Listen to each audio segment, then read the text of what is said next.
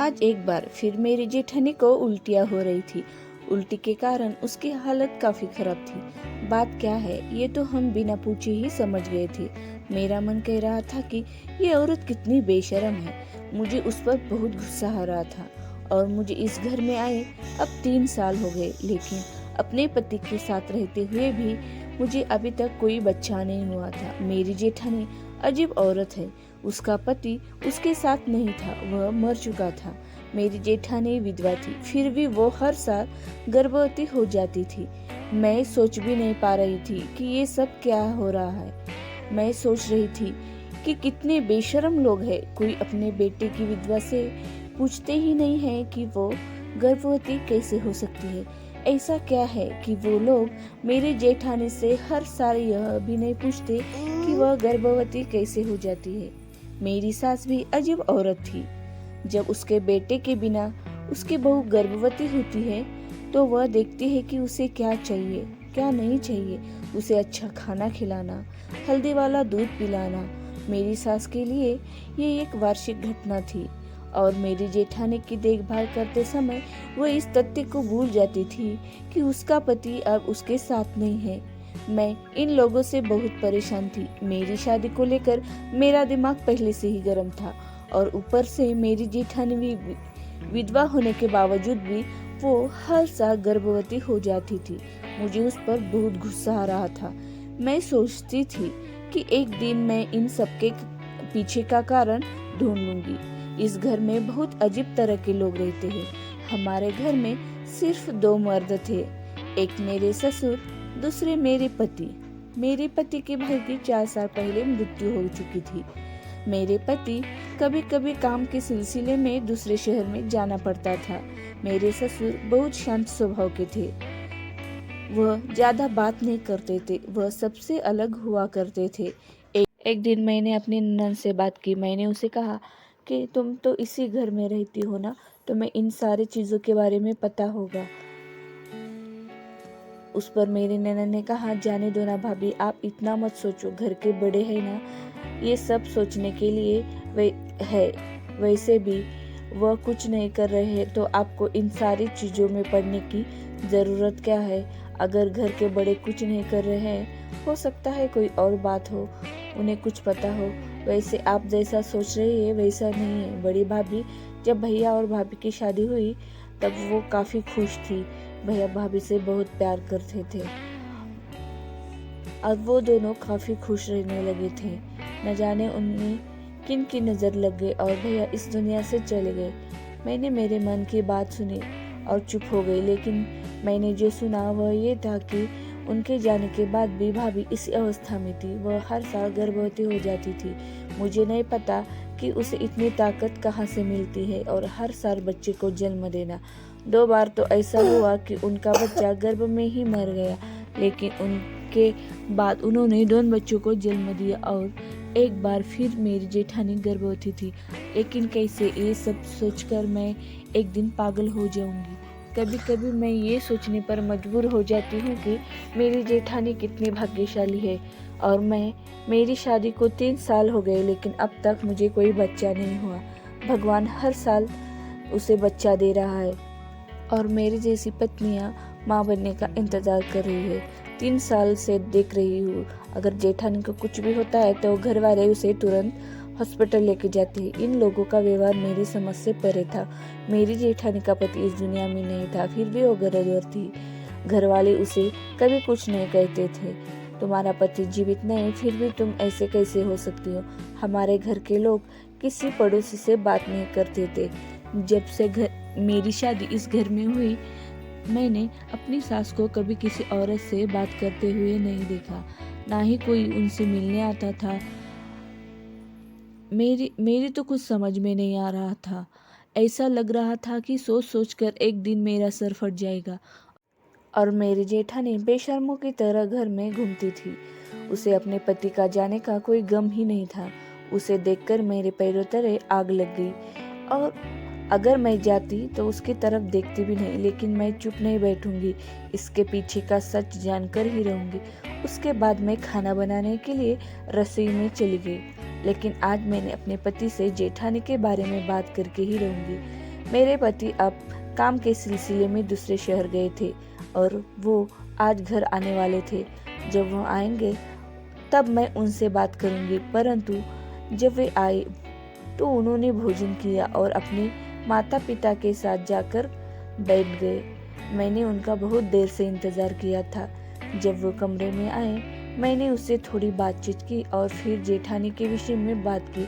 मैंने कहा कि हमारे घर में अब एक नई खुशखबरी आने वाली है, फिर से आप चाचू बनने वाले हो। मैंने सोचा कि ये बात सुनकर वो चुप जाएंगे, अन्यथा अपनी नज़र चुरा लेंगे, लेकिन उन्होंने अपना सिर हिलाया और मुझे बताया कि हाँ, मेरी माँ ने बताया है। उन्होंने मेरी ओर ऐसे देखा मानो भगवान सब कुछ ठीक कर देगा। मैं सोचने लगी कि ये कैसे लोग हैं। उन्हें तो इस मामले में कोई तनाव नहीं था, बल्कि वे भगवान से प्रार्थना कर रहे थे कि उनकी भाभी सुरक्षित रहे और सब कुछ ठीक हो जाए।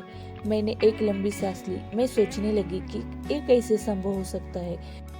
मैं अपने पति से बात करने ही वाली थी। उसने अपना मोबाइल निकाला और देखने बैठ गए।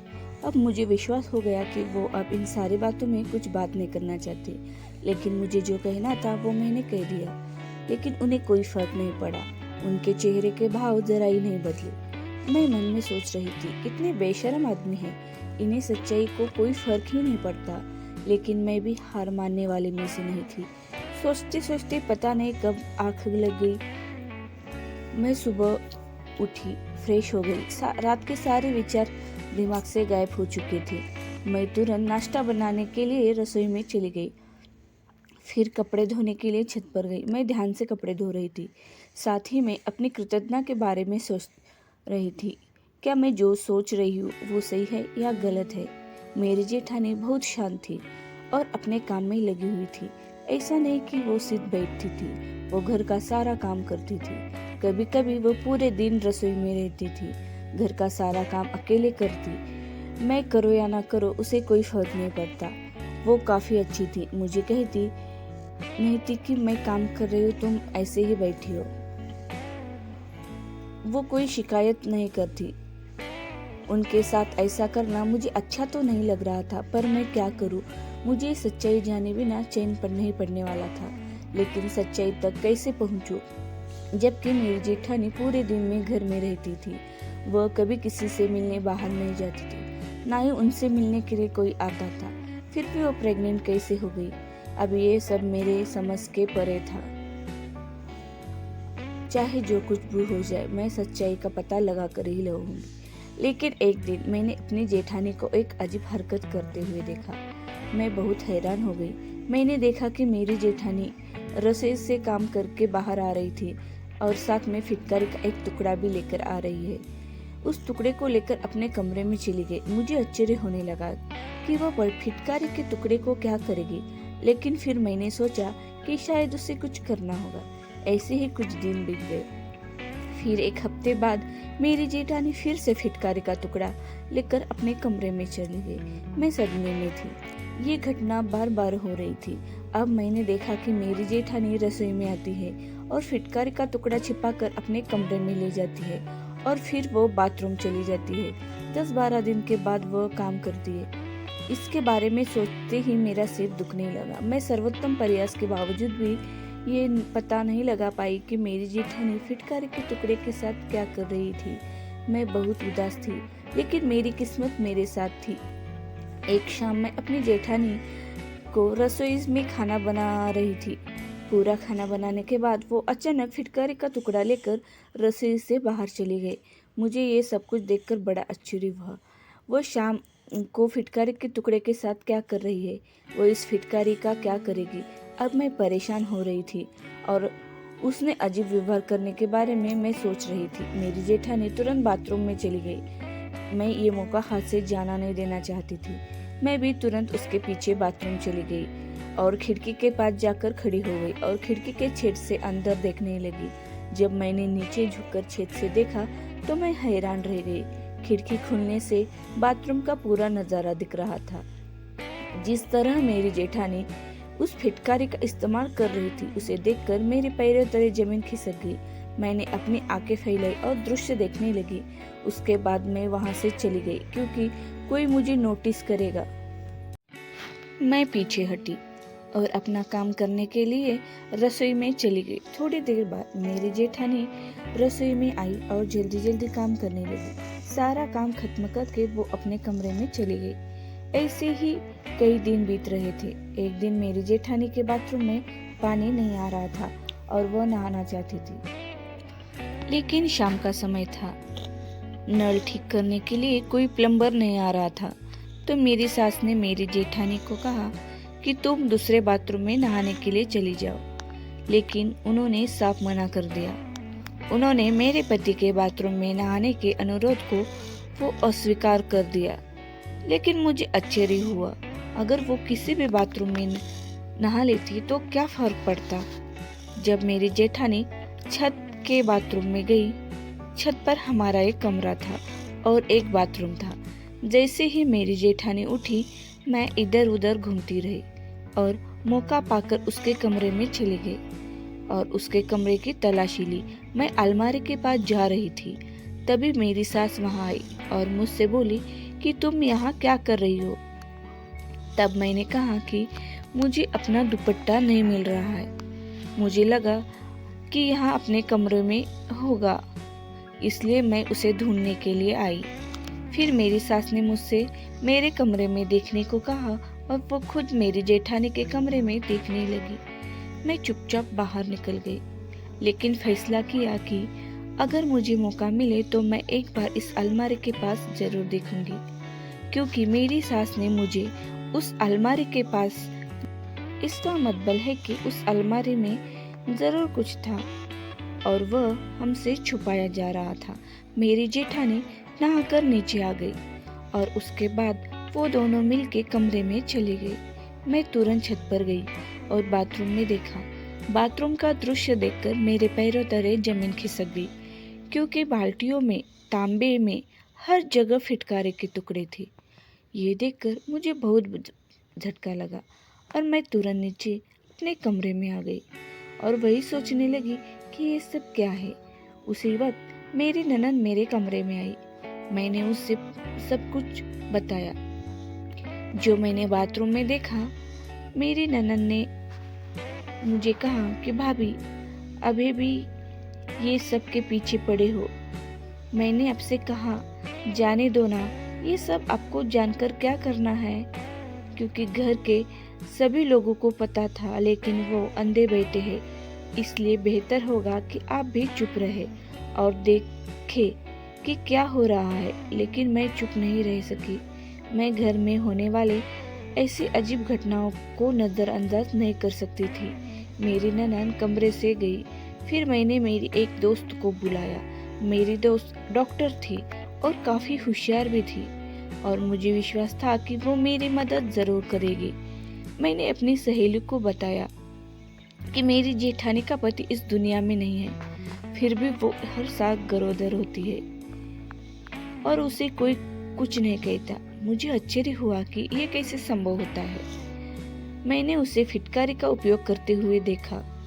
तब मैं हैरान रह गई कि वह हर शाम अपने शरीर के एक हिस्से पर फिटकारी लगाती है। उस दिन जब मैं उसके खिड़की से बाहर झुकी तो मैं चौंक गई और आज मैंने छत पर पानी की बाल्टी में फिटकारी को देखा। मेरी दोस्त ने मुझे सलाह दी कि ऐसा भी हो सकता है जैसे फिटकारी कहीं त्वचा के विकारों का इलाज करती है, वैसे ही वो किसी बीमारी का इलाज कर रही होगी। यह सुनकर मैं चिंतित हो गई और मेरी दोस्त चली गई और मैं अपने कमरे में आ गई और ये सब सोचते सोचते मेरा सर दुखने लगा। तो मैं सो गई और सुबह उठकर मैंने अपनी जेठानी से पूछा कि आप फिटकारी का उपयोग किस लिए करते हो। जैसे ही मैंने ये सवाल पूछा तो उन्होंने बिना किसी डर के बड़े शांत स्वभाव में कहा कि मुझे शरीर में एलर्जी है, इसलिए मैं बाथरूम में फिटकारी का इस्तेमाल करती हूँ। मेरे शरीर के कुछ हिस्सों में खुजली होती है तो मैं उस हिस्से पर फिटकारी लगाती हूँ और खुजली को दूर जाती है। मैंने अपना सर हिलाया और अपनी किस्मत पर संदेह करने लगी। खुद पर गुस्सा आने लगा। उसके बाद मेरी जेठानी वहाँ से चली गई, लेकिन वह हर साल शरीर की खुजली के लिए छुटकारा पाने के लिए वो फिटकारी का इस्तेमाल करती थी। लेकिन वह हर साल गर्भवती कैसे हो रही थी, ये तो मुझे अभी तक समझ में नहीं आया। मुझे उसके कमरे में अलमारी की याद आई। इस समय मेरी जेठानी रसोई में काम कर रही थी। मैंने अपने ससुराल वालों को खाना खिलाया और अपनी जेठानी के कमरे में चली गई। आज अलमारी बंद थी। मैंने उसके बिस्तर के पास अलमारी की चाबी ढूंढी। मुझे चाबी मिल गई। मैंने तुरंत हड़बड़ाहट में अलमारी खोली। मुझे एक बड़ा सा सामान मिला। अलमारी धड़म से खुली। तभी मुझे बहुत बड़ा झटका लगा, क्योंकि अलमारी में पुरुषों के कपड़े थे और वो कपड़े इस्त्री किए हुए थे। और वो कपड़े किसी और के नहीं बल्कि वो मेरे पति के थे। मेरे पति जब घर आते थे तो कपड़े धोने के लिए दे देते थे और मैं उन्हें अपने हाथों से धोती थी, और ये कपड़े भी धोने के लिए थे। अब मुझे लग रहा है कि बात कुछ और है। मैं बहुत डर गई। मुझे आश्चर्य हुआ कि मेरे पति के कमरे मेरे जेठानी के कमरे में क्या कर रहे हैं, और इन कपड़ों को इसने इस्त्री भी कर दिया। मैं कांपते हाथों से अलमारी बंद की और तुरंत अपने कमरे में चली गई। मैं बिस्तर पर लेटकर सोच रही थी, लेकिन मैं कोई जल्दबाजी नहीं करना चाहती थी। लेकिन फिर भी यह कोई छोटी बात नहीं थी। उस मेरी जेठानी के अलमारी में मेरे पति के कपड़े के बारे में सोचकर मेरा सर दुखने लगा। मैंने सोचा कि ये एक फुल हाउस ट्रिक थी। सोच रही थी कि ये कैसे लोग हैं और ये सब कुछ क्या हो रहा है। मुझे याद है कि तब मेरे ससुराल वालों ने मेरे पति को मेरी जेठानी से शादी करने की सलाह दी, लेकिन उस वक्त मेरे पति ने साफ इनकार कर दिया था। वह भाभी की जिम्मेदारी लेने के लिए तैयार थे, लेकिन वो मेरे अलावा किसी और से शादी नहीं करना चाहते थे। ये सब कुछ सच था। अब मैं बहुत बारीकी से जेठानी पर नजर रखना शुरू किया। मुझे अब रात को नींद नहीं आती थी। मैं करवटें बदल रही थी। कभी कभी मेरी जेठानी अपने बच्चों के साथ सोती थी और कभी कभी मेरे सास के साथ सोती थी और कभी वो अपने कमरे में अकेले सोती थी। एक दिन सुबह के 6 बजे मैं उठी और फ्रेश होकर कमरे से बाहर आई। जेठानी के कमरे में जाना चाहती थी। जब मेरी नज़र उसकी खिड़की के पर्दों पर पड़ी, तभी मैंने वहां एक आदमी के सिर की परछाई देखी। छाया दीवार की ओर चली गई और दीवार पर चढ़कर दूसरी ओर चल गई। मैं बहुत हैरान हुई कि शायद ये कोई चोर होगा जो रात को चोरी करने के बहाने घर में आया था। मैंने यहाँ कहानी अपने पति को बताई तो उसने बात को नजरअंदाज करते हुए मुस्कुराते हुए कहे, अगर घर में चोर आए तो उन्होंने कुछ चुराया क्यों नहीं? हम सब ठीक है और सब कुछ ठीक है। उनकी बात सच थी। मैं इस सब से भ्रमित हो गई। मुझे लगा कि मैंने कोई सपना देखा होगा या मैंने कुछ गलत समझा होगा। मैंने एक परछाई देखी। वहाँ एक छाया एक लंबे आदमी की थी। मुझे सोचते हुए देखकर मेरा पति कहते हैं कि तुम आजकल कुछ ज्यादा ही सोच रही हो, तभी तो तुम्हारे साथ यही सब कुछ हो रहा है और भाभी के बारे में भी न जाने क्या क्या सोच रही हो। सो जाओ, हमारे पिता अभी जीवित है और वो अपनी बहू को इस सब के बारे में जरूर पूछेंगे, इसलिए हमारा उनसे कोई लेना देना नहीं होना चाहिए। इसके बाद तुमको भी भाभी के बारे में ज्यादा नहीं सोचना चाहिए और ये सब अपने दिमाग से निकाल देना चाहिए। मेरा जानना सही था क्या? मैं उनकी बात सुनती, लेकिन सच्चाई क्या है यह जाने बिना मुझे चैन नहीं मिलता। मैंने अपनी जेठानी के कमरे में अपने पति के कपड़े देखे थे और यह कोई साधारण बात नहीं थी। एक दिन जब मेरी जेठानी अपने कमरे में अकेली सो रही थी, मैं आधी रात को अपने कमरे से बाहर आई और भारी कदमों से उनके कमरे की ओर चलने लगी। तभी मुझे मेरी जेठानी को कमरे से रोने की आवाज़ें आने लगी। मैं उस आवाज़ से घबरा गई। मैंने दरवाजे पर कान लगाया तो कमरे से मेरी जेठानी रो रही थी। मैं अपनी जेठानी को रोने का कारण जानने की कोशिश कर रही थी, तभी मुझे एक आदमी की आवाज़ सुनाई दी। वह आदमी बहुत धीरे धीरे बोल रहा था। मेरा संदेह सच साबित हुआ। मेरी जेठानी के कमरे में एक आदमी था, लेकिन उसकी आवाज़ बहुत धीमी थी, इसलिए मैं उन्हें नहीं पहचान पाई। और यह मेरे लिए एक बहुत अच्छा मौका था। मैं जानने जा रही थी कि सच्चाई क्या है, लेकिन मुझे यह डर भी था कि कहीं मैं उस आदमी को देख न लूं, जिसके बारे में मैं अंदर सोच रही थी। मैंने सुबह अपने पति को फ़ोन किया और उन्हें पूछा कि तुम कहाँ हो, तो उन्होंने कहा मैं दूसरे शहर में हूँ। मैंने उनसे कहा कि आप 1-2 दिन के लिए घर आ जाइए, मेरी तबीयत ठीक नहीं है, मुझे बहुत डर लग रहा है। मैं हूँ इतना कह के मेरे पति शाम को घर आने के लिए तैयार हो गए और फ़ोन रख दिया। मैंने सोचा कि इस तरह मैं अपना संदेह दूर कर लूँगी। मैंने पूरी रात इंतज़ार किया, लेकिन मेरे पति घर नहीं आ गए। उसके बाद मैं उठ गई और जेठानी के कमरे में जाने लगी। फिर आज भी मुझे धीरे धीरे बात करने की आवाज़ सुनाई दे रही थी। मुझे अब बहुत गुस्सा आ रहा था। मैंने जोर जोर से दरवाज़ा पीटना शुरू किया। जैसे ही मैं दरवाज़ा पीट रही थी, सभी लोग इकट्ठे हो गए। मेरी ननद भी दौड़ते हुए बाहर आई। मेरी जेठानी ने धीरे से दरवाज़ा खोला तो उसका चेहरा पीला पड़ गया था। वह बहुत डरी हुई थी। मैंने दरवाजे को जोर से धक्का दिया और अंदर चली गई। जिस आदमी को मैंने अंदर देखा, उसे देखकर मेरे पैरों तले जमीन खिसक गई। लेकिन मेरी सास ऐसे खड़ी रही जैसे कुछ हुआ ही ना हो। इसका मतलब यह था कि मेरी सास को सब पहले से ही पता था। मैं तो एकदम चकरा गई। ये सब क्या हो रहा है? कब से हो रहा है? मेरे पति भी आ गए थे और वह सभी को मेरी जेठानी के कमरे के पास खड़ा देखकर आश्चर्यचकित हो गए। मैं सबकी नजरों में बुरी बन गई थी। सामने सिर झुकाए हुआ खड़ा आदमी कोई और नहीं बल्कि मेरी जेठानी का पति था। मैं हैरान हो गई, लेकिन वो इतने चुपके से अपनी पत्नी से मिलने क्यों आ रहे थे? वो भी अपने ही घर में, लेकिन वो जिंदा कैसे? वो तो मर गए थे ना। ये बात मुझे बिल्कुल समझ में नहीं आई। ये सब मेरी समझ के परे था। मैंने सभी को बताया कि मुझे अपने जेठानी पर संदेह था। कल भी इस कमरे में एक आदमी की आवाज आ रही थी। पति के ना होने के बावजूद भी वो गर्भवती हो रही थी, तो मैंने उस पर नजर रखनी शुरू कर दी। मेरे पति ने गहरी सांस ली और सब सच सच बता दिया, जिससे मैं पूरी तरह से हैरान रह गई। मैंने अपनी जेठानी के पति की तरफ देखा, जो अभी भी सिर झुकाए खड़े थे, और मेरी जेठानी भी चिंतित खड़ी थी।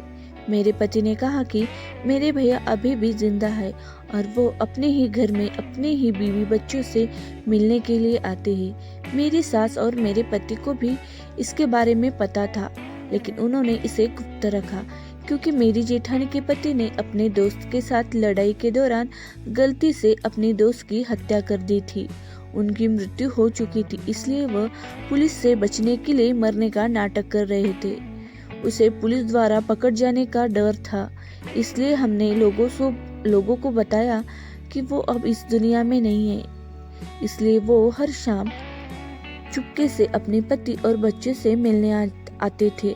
मेरे पति ने उसे अपने कपड़े पहनने के लिए दिए थे। इससे बचने के लिए मेरे पति शहर से आने के बाद अपने कपड़े धोने के लिए दे देते थे। मुझे अपने कृत्य पर शर्म महसूस हुई और मैंने आगे आकर अपनी गलती की माफ़ी मांगी। मुझे भाभी पर शक नहीं करना चाहिए था, लेकिन अब हमें इसका पछतावा हो रहा था।